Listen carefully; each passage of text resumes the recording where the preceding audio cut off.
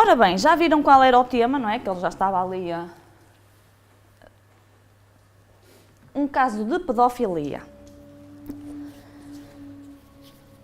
O tema não é por si muito fácil de falar dele, não é? Quando me propus a fazer esta palestra, foi depois de ler um livro que a abordagem da palestra vai ser sobre o livro Sexo e Obsessão, de Divaldo Franco, pelo espírito Manuel Filomeno de Miranda, isto antes do Natal. Demorou algum tempo eu digerir e chegar a uma conclusão de ter a palestra pronta, há 2 meses. E, entretanto, foi curioso, como andava atenta a este caso, acabei por muitas informações virem ter comigo. Inclusive, na semana passada, segunda-feira, houve uma reportagem muito interessante, exatamente sobre a pedofilia na SIC, uma reportagem após o telejornal. E a questão que eu vos coloco já é, que sentimento, quando vocês veem estas notícias, que sentimento vos chega? Obviamente que nos interessa aqui é sermos sinceros, não é? Não estamos aqui a apontar dedos a ninguém. Quando vemos estas imagens, estas reportagens, que sentimento é que toca ali? Ou no coração ou na razão? Revolta. Repugna. Mais. Pena. Muito bem. Temos compaixão. Tenho que andar rápido porque isto vai ser um bocado grande hoje. Pois muito bem. E esta minha pergunta era, quando nós somos espectadores, não é? Eu disse, vocês veem. Agora imaginem-se. Quem é que está aqui pela primeira vez? Está aqui uma senhora pela primeira vez. Agora imaginem-se, por exemplo,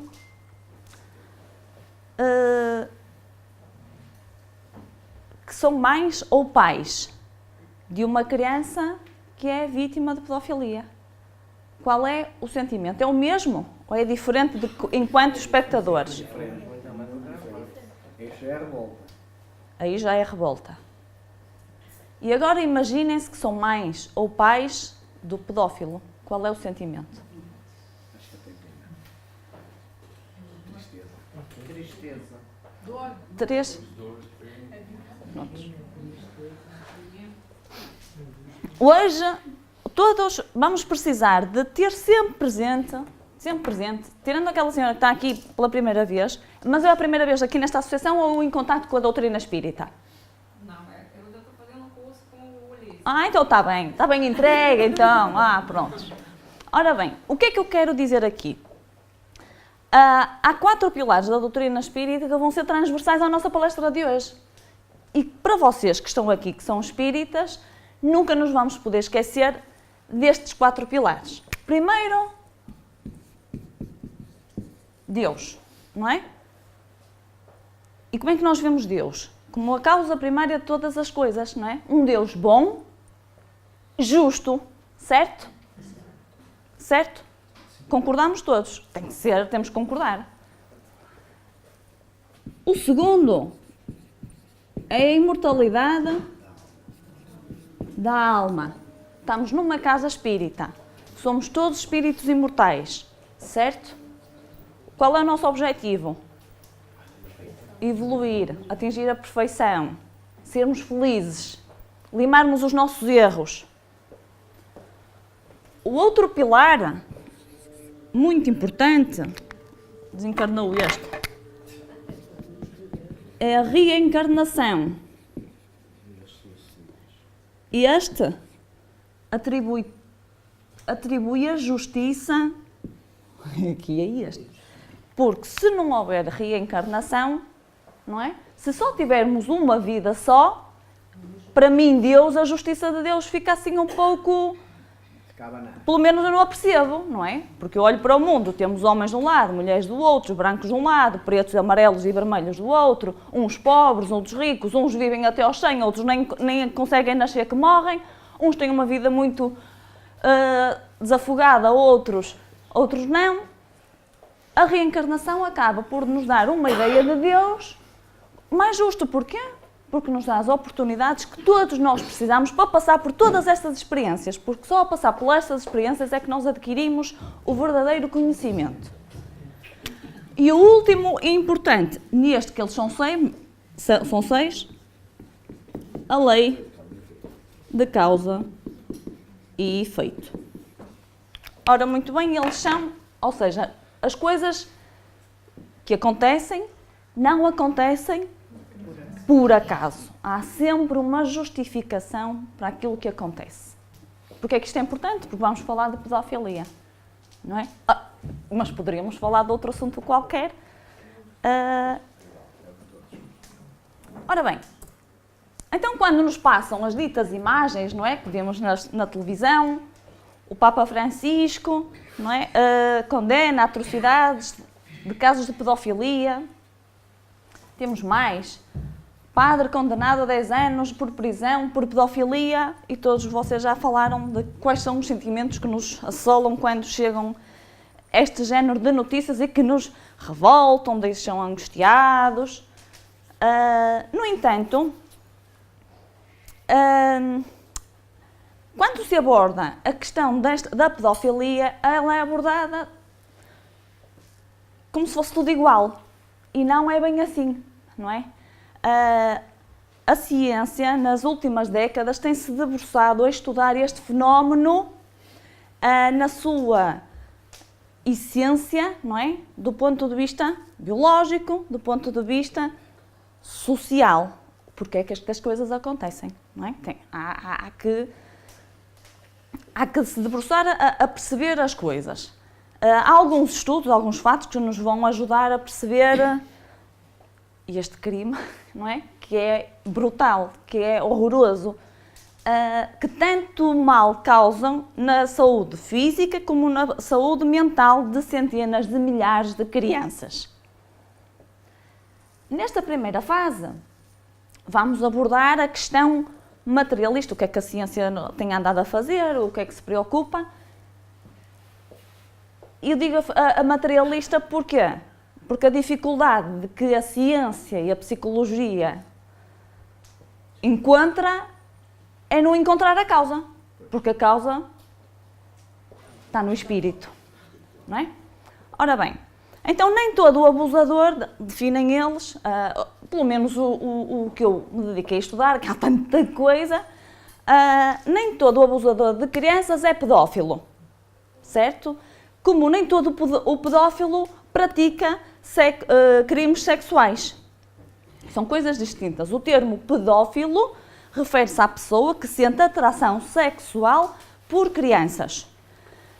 Isto não significa que todo pedófilo seja abusador e consuma conteúdo pornográfico infantil, nem que todo o ato violento sexual praticado contra uma criança seja cometido única e exclusivamente por pedófilos.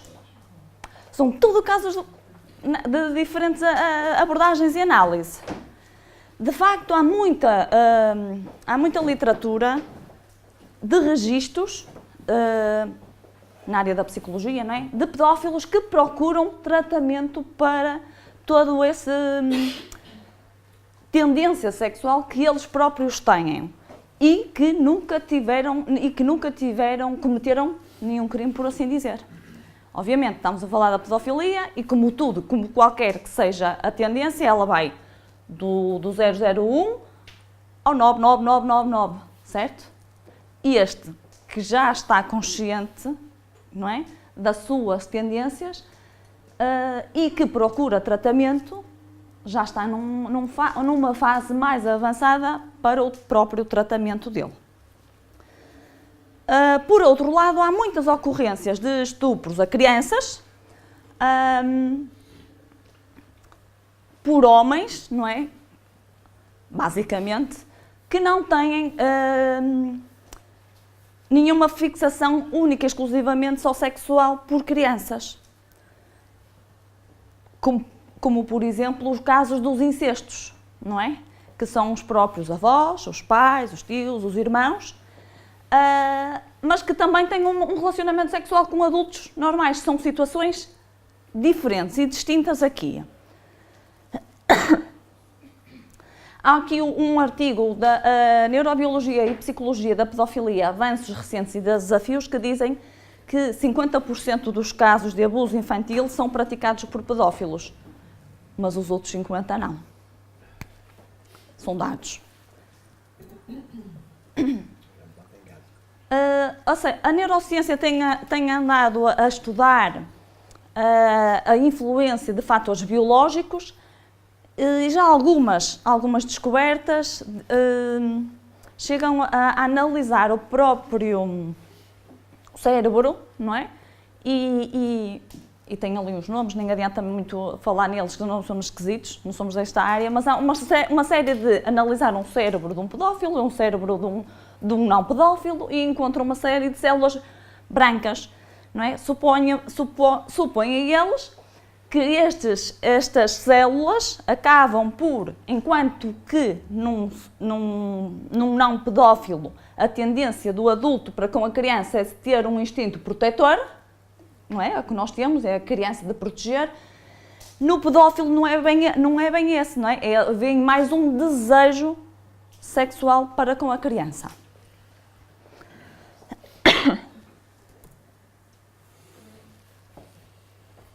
Ou seja, a pedofilia ainda é uma condição psicológica que ainda não se encontrou verdadeiramente um tratamento que funcione em pleno, não é? Em pleno. Castração.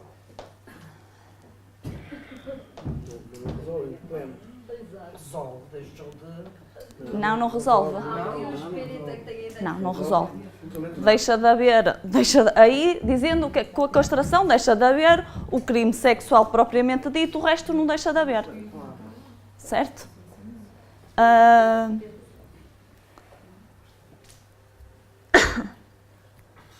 Há uma série de tentativas que fazem, dando soluções, medicação para ver se baixam a libido e o desejo sexual do pedófilo.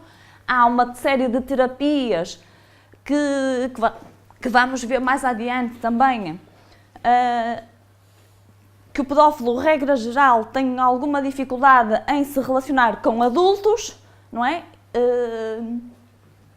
Tem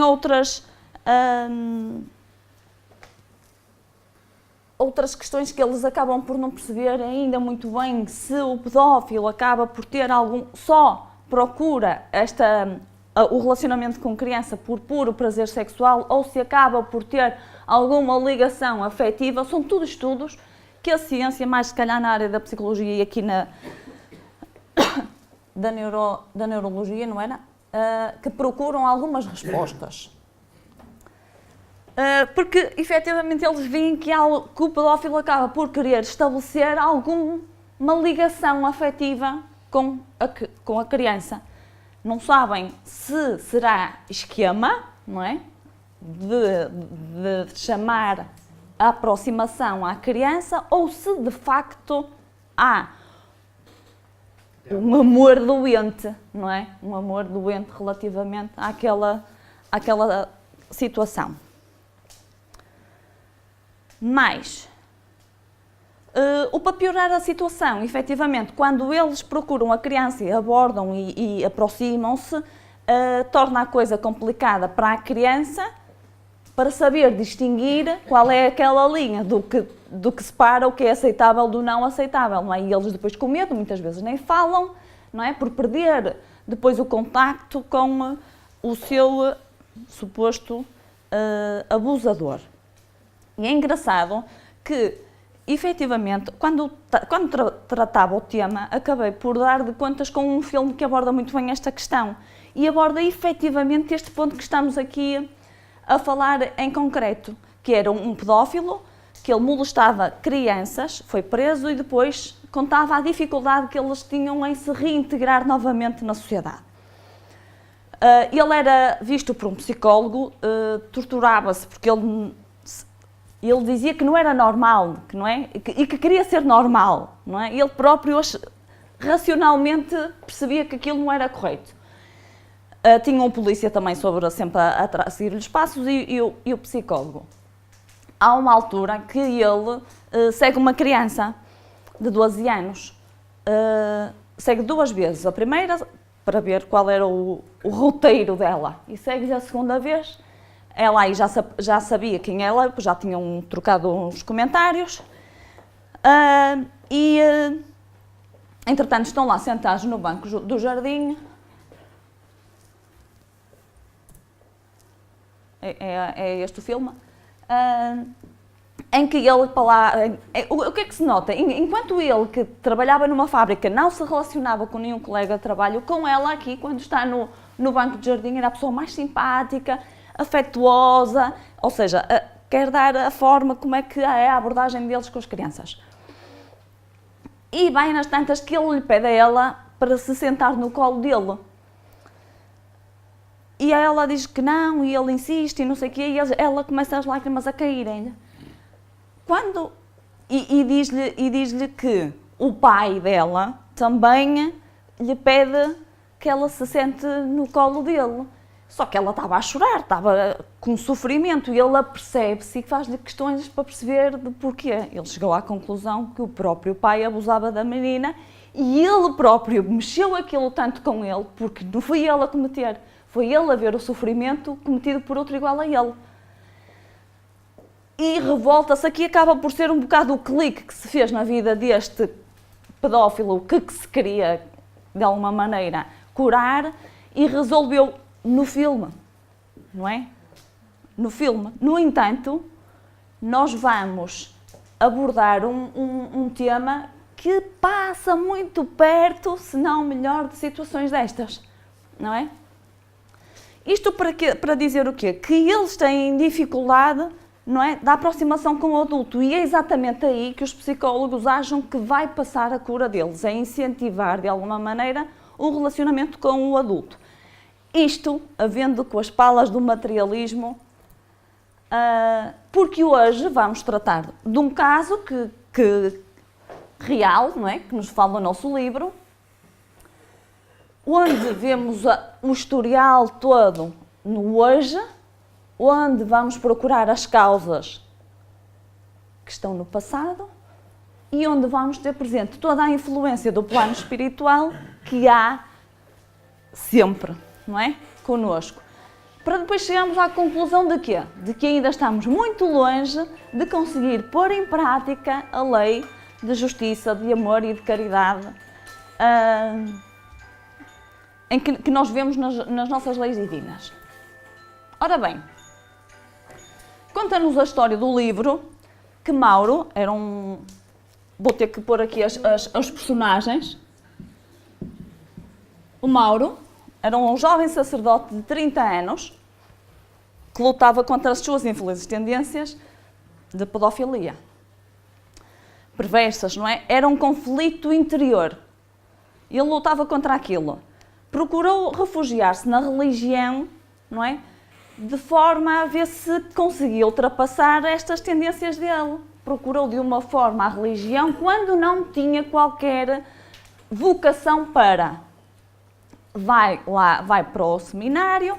O problema é que quando chega ao seminário acaba por encontrar no próprio seminário o ambiente propício e ideal para a coisa agravar-se, não é? Porque se via efetivamente em muitos dos outros sacerdotes as mesmas tendências. Obviamente, viu-se passado, eu vou ter que atalhar a história para percebermos só umas certas nuances. Ele viu-se envolvido num gangue pornográfico. O que é que ele fazia? Utilizavam as crianças, devido à facilidade com que tinha de acesso, porque trabalhavam com crianças, os pais confiavam neles também, em escolas e assim. Utilizava as crianças, tinham um estúdio onde faziam fotografias com as crianças, através de dar umas guloseimas, uns pequenos presentes, atraíam as crianças para si, levava-os para este estúdio que tinham montado, faziam fotografias e vídeos horrorosos, viciando e utilizando-os em mercados pornográficos. Sempre que fazia isto, ele arrependia-se. depois de fazer a coisa, arrependia-se, não é? E chorava e castigava-se a ele próprio, pedia perdão para aquilo que fazia. Vocês já estão a ver o cenário, estou aqui a montar o cenário, não é? Estamos todos a fazer o cenário nas nossas cabeças.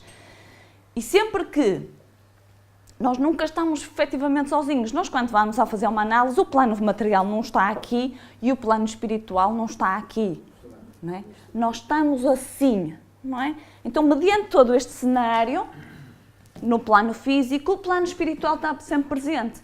Então, os infelizes, não é?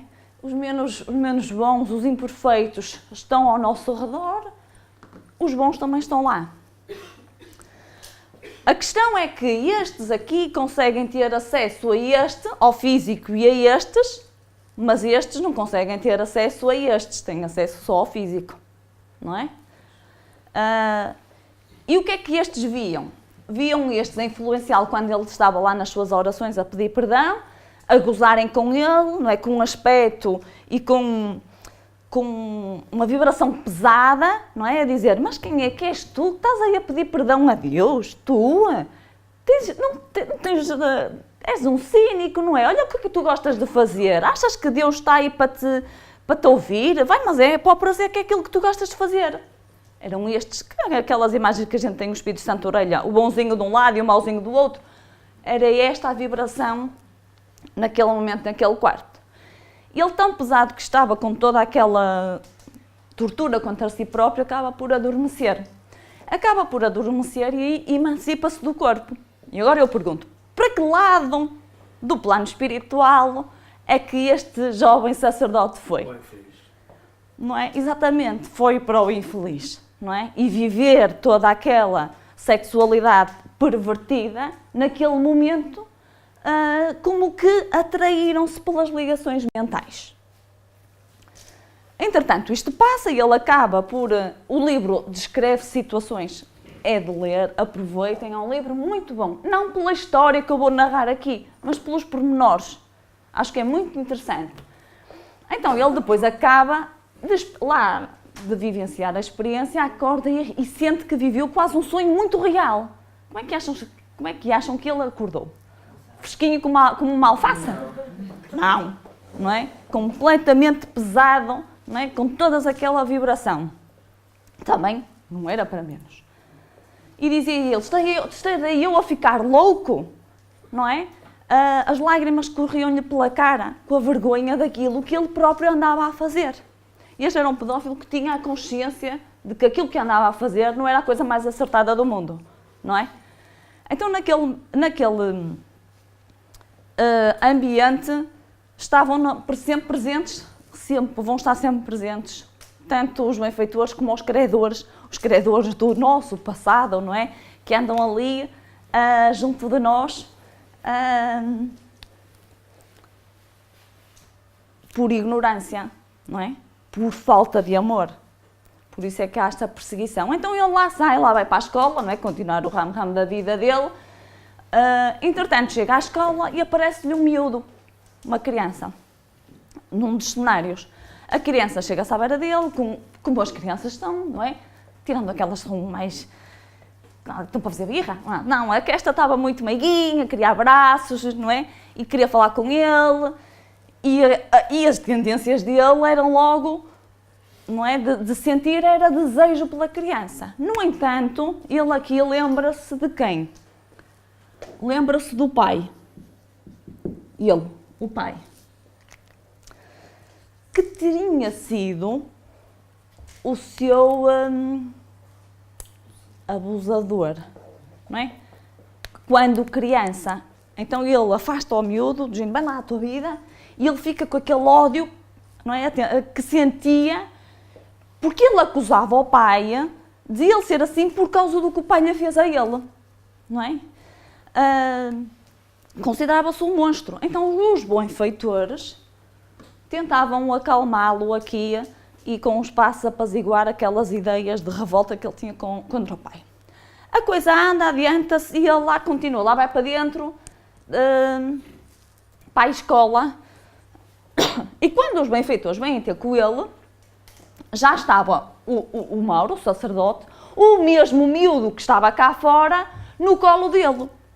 Quando os do bem chegam à beira dele e dizem, quem é que aparece? A mãe, desencarnada, que pertencia ao grupo dos bons. Desencarnada, não é? Pertencia ao grupo dos bons e dizia, vamos ter que fazer alguma coisa, porque senão ele vai cometer novamente outro crime, não é? E, óbvio, como é que uma mãe ia se sentir nessa situação, não é?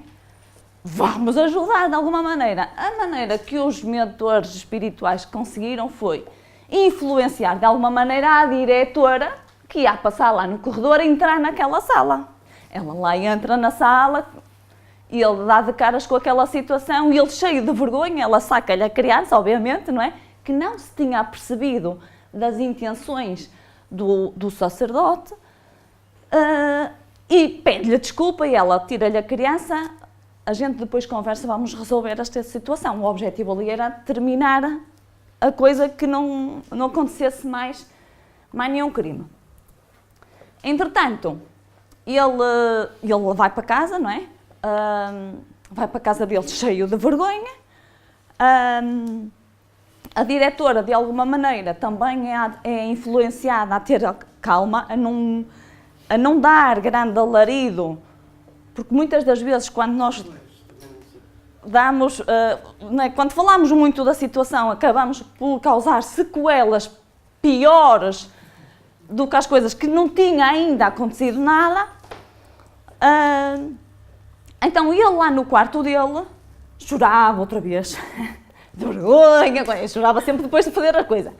Chorava com a vergonha daquilo que estava a fazer, adormeceu novamente.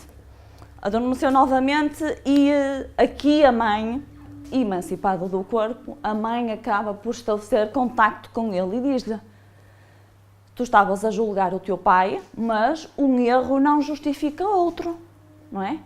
O facto de ele te ter feito isso não significa, nem te desculpa o facto de estares a fazer a mesma coisa. Ou seja, como mãe, estava bem mais acima e deu-lhe uma lição de moral. E ele, pronto, novamente cheio de vergonha, chorava, não é? Arrependido.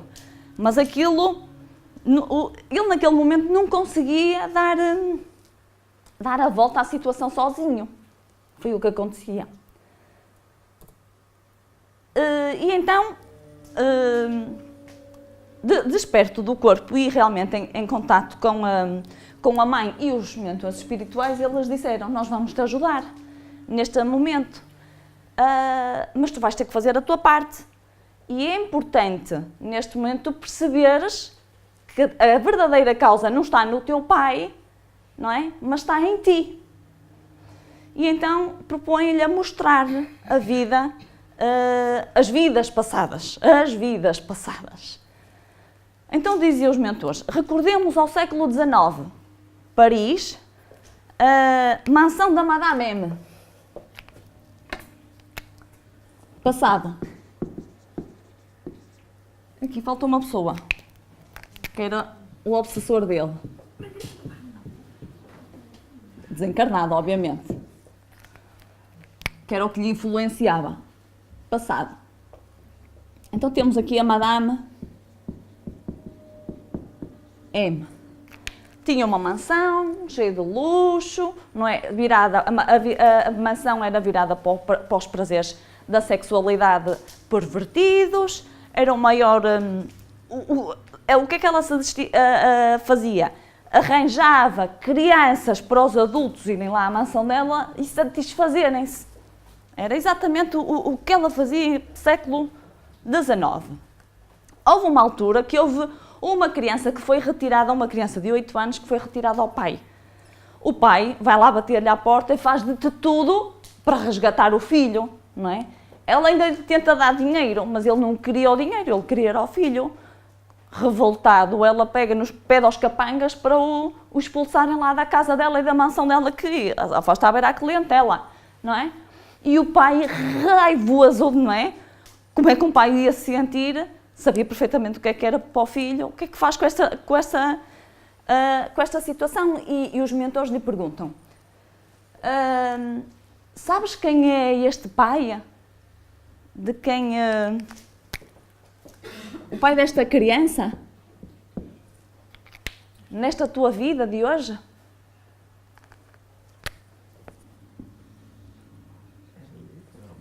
É o pai dele.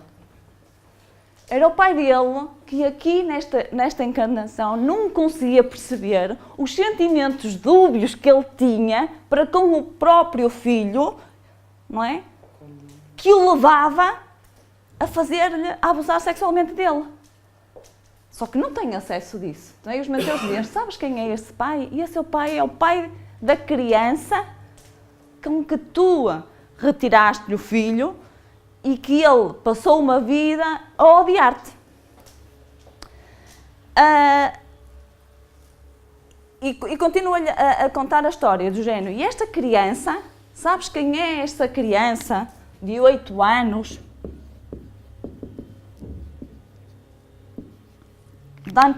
Não é? Que depois apareceu um militar lá cheio de guito e queria uma criança fresquinha ali, novinha, para ele utilizar-se. E ele não tem mais, não tinha lá uma, não é? Resgatada e dá a esse militar.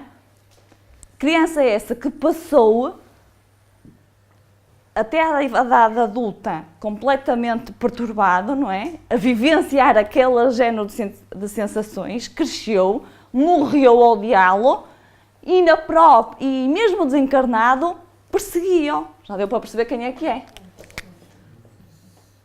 É o obsessor que ainda está no plano espiritual.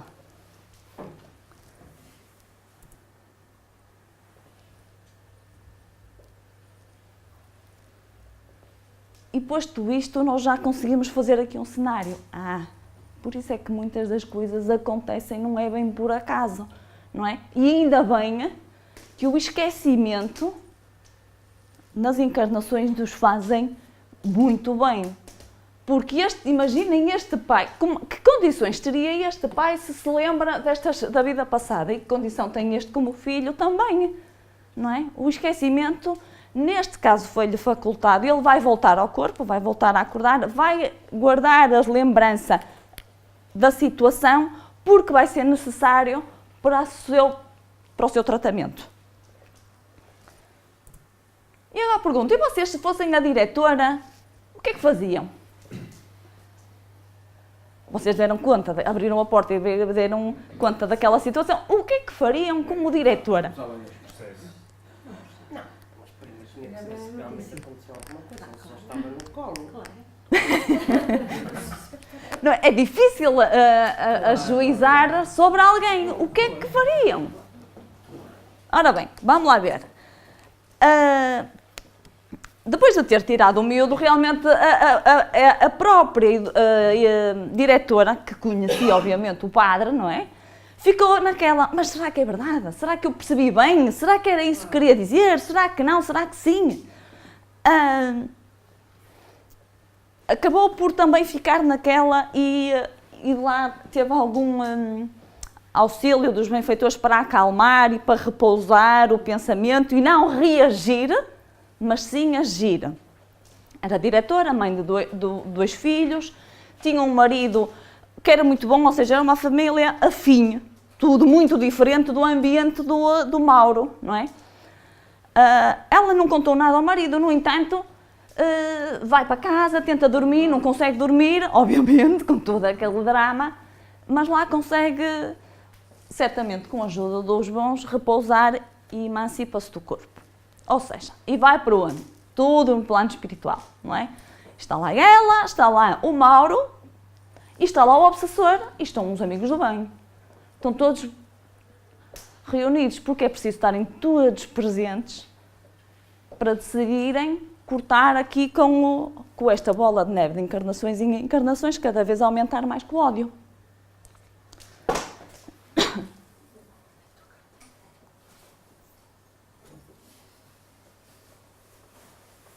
Ou seja, a ela também lhe foi explicado todo este drama do presente e do passado, para ela também perceber e procurarem a melhor solução para este caso obviamente, no plano físico. Uma das orientações dos benfeitores foi evitar os escândalos públicos, ou seja, trazer a situação a público, aos meios de comunicação social, que o mais certo era o miúdo que não tinha dado conta, não é? Vai trazer sequelas para ele, vai trazer sequelas para os pais, vai trazer sequelas para a escola, não é? Quando isto muitas das vezes pode ser tudo evitado e acaba por não resolver a situação na sua origem. O Mauro, despreendido, que estava também lá no grupo, sente-se obviamente envergonhado no meio daquilo tudo, não era para menos, não é? Os mentores aconselham que estava na altura de utilizar uma situação um tratamento não com caráter punitivo para ele, mas que estava doente, e ele tinha noção que estava doente, mas sim utilizando uma forma reeducadora. Obviamente que não ia ser fácil, mesmo para o Mauro não vai ser fácil, mas o objetivo era dar uma oportunidade ao bem, não é? Para funcionar aqui. O primeiro objetivo, obviamente, ia ser tirar o Mauro da escola, não é? Porque estando em contato com crianças, era a primeira situação, era retirá-lo. A indicação dos benfeitores. E a gente pergunta, mas eles não estarão eles a ser coniventes com este drama todo? Não é? Com este descalabro? O que é que vocês acham? Também. Na nossa maneira de ver, também, porque a gente quer é sangue, não é? Então os mentores explicaram, os amigos do bem, que não estavam a ser coniventes com esta situação, mas que para eles a enfermidade, a maneira deles verem, é a enfermidade como qualquer vício que qualquer um de nós tenha, a enfermidade necessitava de tratamento e não de escarcéu, não é? Sempre ao bom gosto dos insensatos, são as palavras que eles utilizam. E o primeiro objetivo ia ser, efetivamente, tirar o Mauro de junto das crianças. A diretora percebeu, também como, é assim, quando nós não sabemos muito bem o que fazer, quando vem alguém que nos dá uma orientação e que a gente vê que é útil, aceitamos, não é? Eu não me vejo no lugar dela. Enquanto estão todos no plano espiritual, está lá o obsessor. E qual é a postura do obsessor? Como é que é possível vocês... Então ele faz tantos crimes e vocês estão aí numa de o castigarem? Ele é um criminoso, não é? Todo revoltado. O obsessor, não é? Todo revoltado. Mas mesmo aqui os mentores acabam por o acalmar, porque ele também vai ter uma oportunidade de procurarem limar todos estes ódios, porque uma se olha para aqui e diz, quem é que é o culpado? Não é? Não é? Às vezes uma pessoa não há ponta para onde se lhe pega, e realmente aqueles estão todos bem uns para os outros, porque uns causaram mal aos outros e depois os outros reagem na mesma bola, não é? De violência. E porquê que é neste timing que os amigos espirituais ajudam?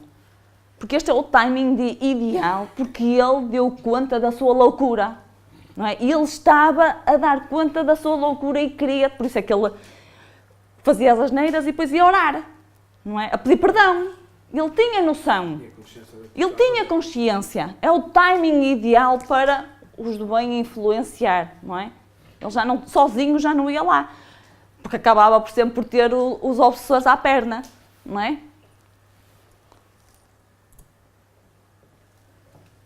Para nós também não é fácil agirmos, procuramos ver isto de uma forma mais racional, esquecendo a emoção, porque não é um assunto fácil para nós vivenciarmos isto, mas o Espiritismo é exatamente isso, não é? É trazer-nos à superfície, ao contacto, ao falar das situações, para quando nos virem as notícias, a gente pensar 2 vezes antes de falar à toa. Porque nós somos exemplo, não é? E a doutrina espírita dá-nos isso, sermos exemplo no nosso cotidiano lá fora. Porque nós temos presente, ok, o que está a passar é isto, mas para isto chegar aqui, há um passado que justifica, não é? Naquele momento, o que ocorre a Mauro é ir dar um abraço ao obsessor, não é? Apesar de ele ainda estar muito revoltado, mas depois no final vamos ver que a solução criada é uma boa solução, é um bom método, sem dúvida. Mas, então, volta o Mauro e volta a diretora, que são os que estão encarnados, ao plano físico. No dia seguinte, ela lá conta ao marido, não é? Porque queria a ajuda dele para irem falar ao bispo. O bispo é o superior dela. Marcam uma agenda para o dia seguinte. Só que Mauro não espera para o dia seguinte e vai falar com o bispo também no próprio dia, não é? E vai-se confessar, não é? E ele vai dizer exatamente tudo aquilo que ele fez, não é? No intuito de procurar ajuda também para a postura dele. Ele conta exatamente aquilo que fez. O bispo fica atónito com tudo aquilo que estava a ouvir, obviamente, não é? Não estava à espera, não é? E lá lhe perguntam, quem é que sabe desta história? Deste enredo todo. Ele disse, é a diretora. E ele, então por isso é que ela amanhã quer vir falar comigo. Já sei do que é. Já sei do que se trata. O engraçado aqui entretanto ele vai-se embora e o bispo tem uma conclusão, recolhe-se, não é? Porque ficou instável, não é? Como é que a pessoa ia ficar? Não vai ficar muito tranquila. E recolhe-se em meditação e tira uma conclusão que eu digo espetacular. Então ele diz assim, lá nas próprias orações, que Deus o perdoe e o ampare. Estava-se a referir a Mauro, não é? Que Deus o perdoe e o ampare, porque eu não tenho condições de o fazer. Não é? Ele chegou eu não tenho condições de o fazer. Eu ainda sou muito imperfeito para conseguir dar esse passo. E somente Deus, não é? Ou outros, não é? Que estão acima já na forma de pensar. Então que vá em paz e que não complique mais a situação em que se meteu. Não, sem dúvida que esta conclusão do bispo é top, para a gente reconhecer o patamar de evolução em que estamos. E ele não conseguia. E dizia, obviamente que os conflitos com ele próprio também, o bispo também iam chegar, porque ele ia ter que decidir o que é que iam fazer com o Mauro, porque era o superior, não é? E decidir sobre a vida dos outros não é fácil. No dia seguinte, lá vai a diretora, não é? Lá vai falar com ele, conta-lhe a história, conta aquilo que viu, não é? Quando abre a porta, conta-lhe inclusive o sonho que teve, e todos os conselhos que lhe deram, e o bispo realmente também concorda com ela, não é? Vamos então afastá-lo das crianças, vamos mandá-lo para uma clínica ou psiquiátrica que a Igreja tem para resolver estes casos que muitos dos sacerdotes passam. É o que dá quando a lei humana quer castrar, não é? Uma lei que é própria do ser humano, que é a sexualidade, dá em desequilíbrio. Não é? Dá em desequilíbrio. Obviamente que eles tinham receio, tanto o bispo como ela, tinham receio de quê? E se ele volta a fazer a mesma coisa? Não é? Iam se sentir quase como responsáveis por mais uma criança que fosse abusada, não é?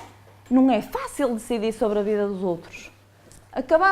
Deram o benefício da dúvida e contavam com a ajuda dos do bem, não é? Que estariam ali para, de alguma maneira, ajudar nesta recuperação. E entre este passado de Madame M e Mauro, houve um intervalo de 2 encarnações, mais. Não foi a anterior. O passos não se dão assim, não é o final feliz. O final feliz aqui, feliz como quem diz, ultrapassou esta questão. Não será rapidamente, não vão ser só rosas a partir daqui, depois do tratamento que ele fez. Mas houve 2 em que ele passou horrores parecidos, não é? Situações escabrosas, não é? Nada é por acaso, não é porque, como dizia ali, que é o slide, ninguém escolheu ser pedófilo, não é? Ninguém escolheu. Chamam-se ignorâncias.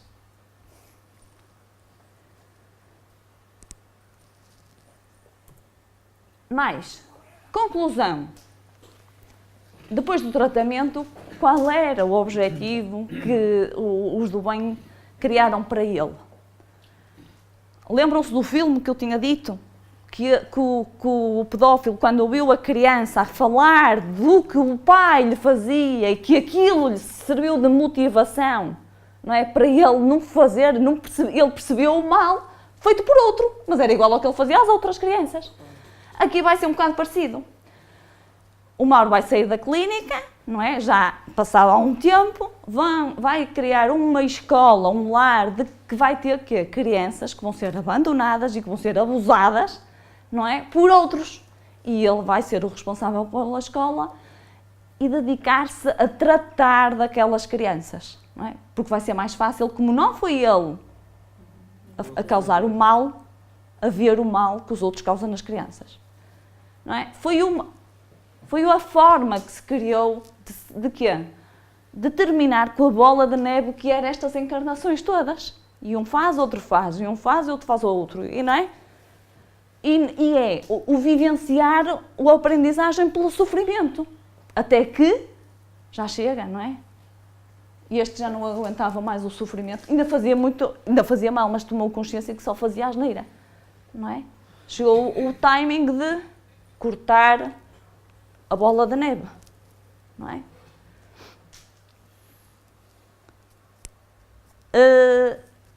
Ainda falta aqui um senão. Ele ia cuidar destas crianças e quem é que ia encarnar, não é? É que no livro ainda conta um outro,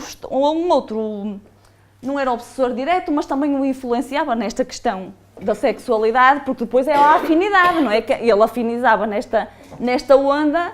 Havia outros que iam estar aqui, iam encarnar, não é? Iam encarnar o obsessor, que estava o outro caso que também o livro relata, na mesma onda também, iam encarnar, iam sofrer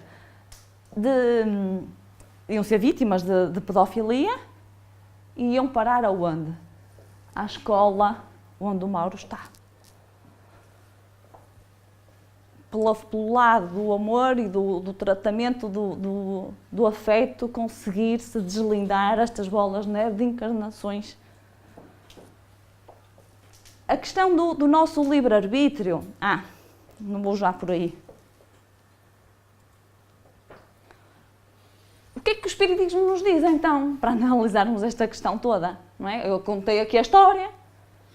O que é que o Espiritismo nos diz? O assunto é difícil, é desagradável, é polémico, mas nós nunca nos podemos esquecer, primeiro, daquilo que somos, não é? E do que estamos sujeitos. Depois, à condição do que o planeta Terra está. É um planeta de expiação e provas. O que é que domina? O mal sobre o bem. A matéria sobre o espírito, não é? As questões da matéria sobre as questões do espírito. Temos que analisar aos olhos de reencarnacionistas que somos. Não é? Considerando que num drama de pedofilia há sempre 2 envolvidos, no mínimo, o pedófilo e a vítima. O livre-arbítrio é uma das aquisições que nós, como espírito, adquirimos. Cada vez ele acaba por ganhar mais corpo, a nossa capacidade de decidir. Só que este livre-arbítrio não legitima atitudes. E ele dá oportunidade às criaturas de decidir. e de se responsabilizar pelas suas próprias ações. Não é? Outra questão importante é que nós somos responsáveis pelos nossos atos segundo os nossos conhecimentos, não é? Aquele que está aqui, neste patamar evolutivo, há de ser responsável pelas atitudes, mas este que está aqui e que tem uma capacidade de entendimento, é-lhe exigido, ou ele próprio se exige a ele, não é? Mais. É juiz em casa própria. Não é? Depois, muito importante de referir, é que não há atos perversos que nós assistamos aqui no planeta Terra que tenham sido planeados pelas entidades para ocorrer. Não é? Isto é quem vê um Deus punitivo. Não é isso que acontece. A concepção de Deus aqui é de amor. Então, como é que nós vamos explicar tanta violência? Não é? Como é que nós explicamos onde é que está Deus? Está presente, está ausente, esta vítima? Então vamos lá analisar quem é esta vítima, não é? Nós já vimos mais ou menos aqui na história. Cada um de nós, ao reencarnar, traz consigo um historial, não é? Nós não somos folhinhas em branco. Ou até podemos ser a folhinha em branco, num livro que já tem não sei quantas páginas para trás escritas. Trazendo na nossa matriz, no nosso perispírito, núcleos energéticos, não é? No nosso inconsciente, com todas as marcas do nosso passado. Aquelas marcas que têm que ser resolvidas.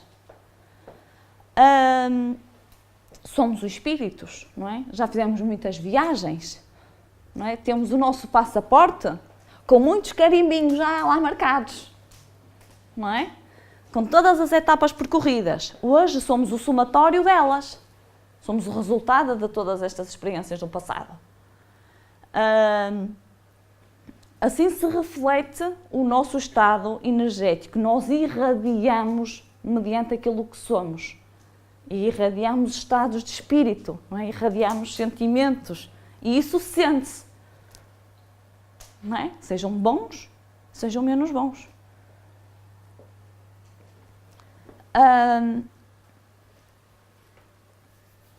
Assim também esta vítima, que nós estamos aqui a apelidarmos de vítima, não é? As notícias é a vítima,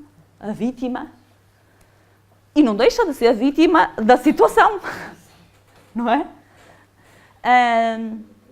Também traz estas marcas consigo, não é? Prejudiciais, desequilibradas, desajustadas, porque são crianças hoje e são algozes ontem.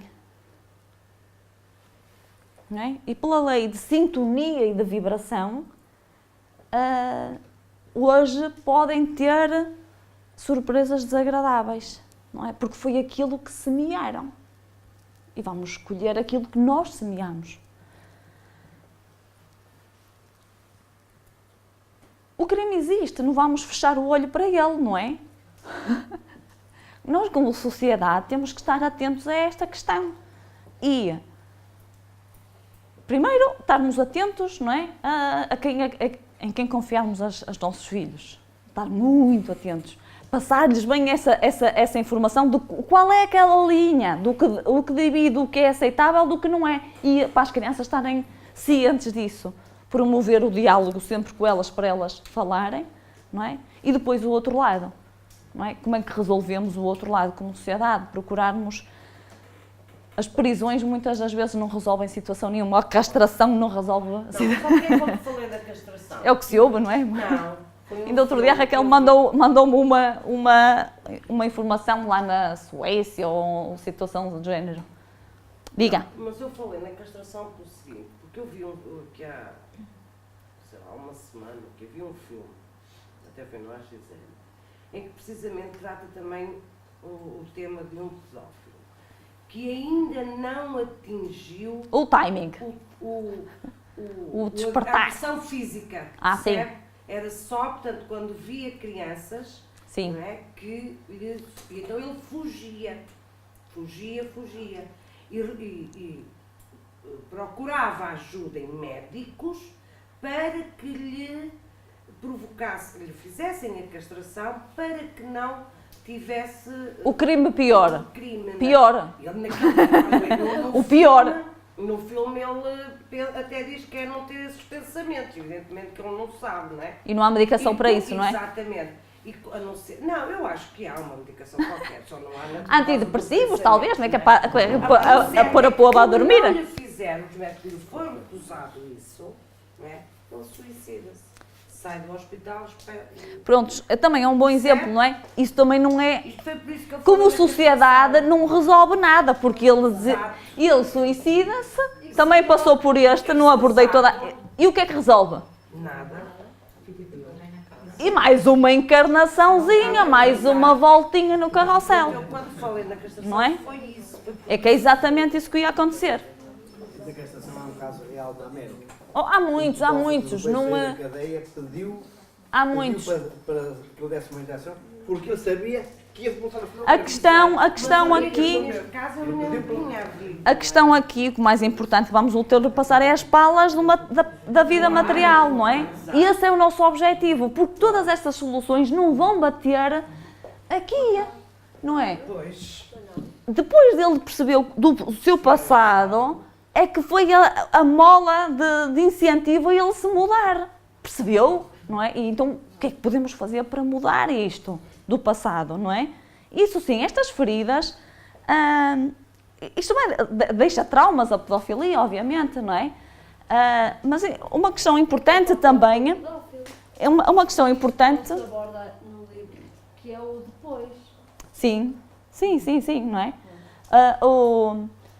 Na questão, o livro aqui não dá tempo, 50 minutos, a abordar um livro destes, mas naquela reportagem que eu vos falei, que deu na SIC, dá a história de um pedófilo, que vocês veem, aquele pedófilo ainda não está no timing, da forma como ele fala da pedofilia, que também sofreu de abusos em criança, e para ele justificava o facto de ele fazer o mesmo aos outros.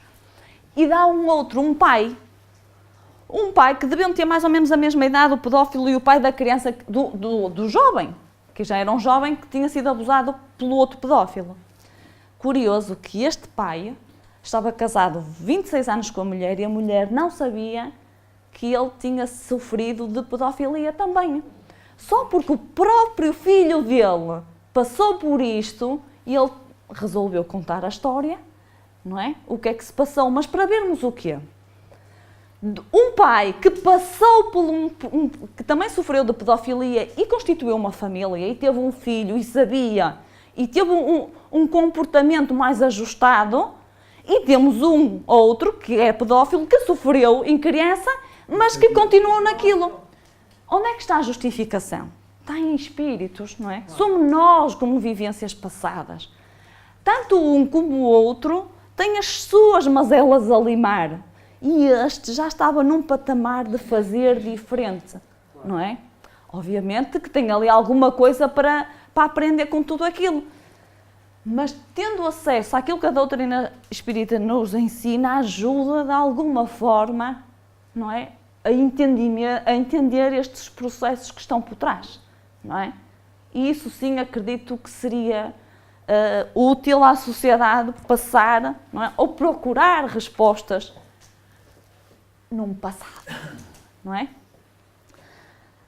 Era esta a questão que queria abordar. O tema é difícil, da pedofilia. Aconselho a leitura do livro, é muito bom. E o objetivo é que consigamos sair daqui, não é? E chegar ao mundo lá fora, mas com as nossas palas um pouquinho mais abertas e perceber que as coisas que acontecem há sempre uma explicação, não é? E não nos pormos, como é comum na pessoa lá fora, a revolta, o inconformismo, o alimentar ódios, não é? E vermos uma postura, pelo menos enquanto espectadores, porque quando envolvidos, já me coloco no lugar do bispo. Já me coloco no lugar do bispo. Enquanto envolvidos, acho que tenho muito ainda que aprender, não é? Mas quanto espectadores podemos dar um outro exemplo e uma outra abordagem, como aquele pai, não é?